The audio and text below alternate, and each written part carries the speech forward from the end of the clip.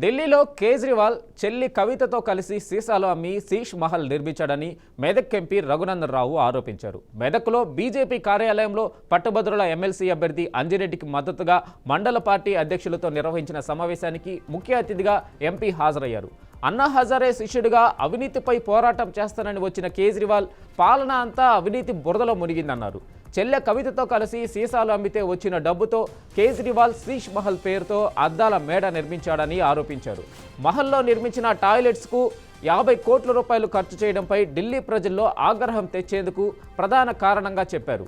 అవినీతి మరక ఉన్న ఏ పార్టీకి ప్రజల దగ్గరికి వెళ్లలేరన్నారు.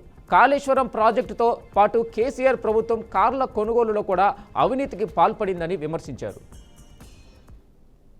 అవినీతి పేరు 3 దశాబ్దాల తర్వాత అస్థిన రాజకీయాల యొక్క రంగు రుచి వాసనని మార్చింది. మనం అందరం ఒకటి అర్థం చేసుకోవాలి.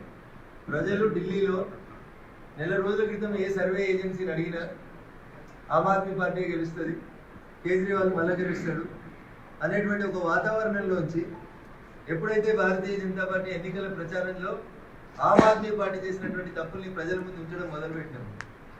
తప్పులంటే ఏం చేసిరు? చెల్లె కవితతో కలిసి సీసాలు అమ్మారు. ఒక్కరు అమ్మలేరు. ముఖ్యమంత్రి గారు అమ్మారు, ఉప ముఖ్యమంత్రి గారు అమ్మారు. వారి మంత్రులలో చాలా మంది అవినీతి పనులు ఒక ముద్రపడి జైలు పోయి వచ్చింది. దేంట్లో పుట్టింది ఆమ్ ఆద్మీ పార్టీ? అన్నా హజారే ఢిల్లీలో ఈ దేశంలో అవినీతి ఎక్కువైంది, రాజకీయాలలో అవినీతి పేరుకొనిపోతుంది. ఈ దేశ రాజకీయ యవనిక నుంచి అవినీతిని పారదోలాలని ఒక నిరాహార దీక్ష చేస్తే ఆ దీక్షలకే పుట్టింది ఆమ్ ఆద్మీ పార్టీ. పుట్టినప్పుడు మంచిగా కనబడ్డారు, తెల్లబడ్డలు వేసుకొని. రాను రాను దాని మీద బురద వేసుకున్నారు. ఆ బురద ఏం బురద వేసుకున్నారు? అవినీతి బురద వేసుకున్నారు. అట్లాంటి అవినీతి కాదు.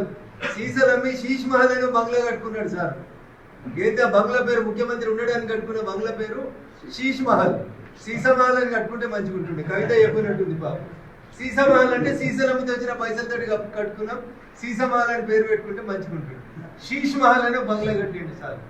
మీదికి చూస్తే ఎట్లుంటాడు? కనీసం తెల్లబట్టలు కూడా వేసుకోడు, చెప్పులు వేసుకొని ఊపుకుంటూ పోతాడు కేజ్రీవాల్. ఆ బంగ్లాలో ఆయన ఉండే కుర్చీలు, కూర్చునే సోఫాలు, పడుకునే మంచాలు, టాయిలెట్ల ఖరీదు 50 కోట్లు ఖర్చు పెట్టాడు. ఎంత? 50 కోట్లు ఖర్చు పెట్టాడు. యాడికేలు వచ్చింది అవినీతి? సొమ్ము కాకపోతే అని అడిగితే సప్పులు లేదు. అందుకని నేను మంచిగా చెప్పిన, సీసాలు అమ్మి శీష్ మహల్ కట్టుకున్నాడు సార్. అందుకని ఢిల్లీలో ఉన్న చదువుకున్నటువంటి ప్రజలందరూ ఏమనుకున్నారు? నిజంగానే ఈయన ఏదో అవినీతి లేకుండా చేస్తాడు, అన్నా హజారే శిష్యుడు అని నమ్మి ఓట్లేసి అధికారం ఇస్తే 10 సంవత్సరాలలో పేద ప్రజలకు ఏం జరిగిందంటే చీపురిచ్చి ఎవరిని వాళ్ళనే ఉడుచుకోమన్నాడు తప్ప పేద ప్రజల జీవితాల లోపల మార్పు రాలేదు. 3 దశాబ్దాల తర్వాత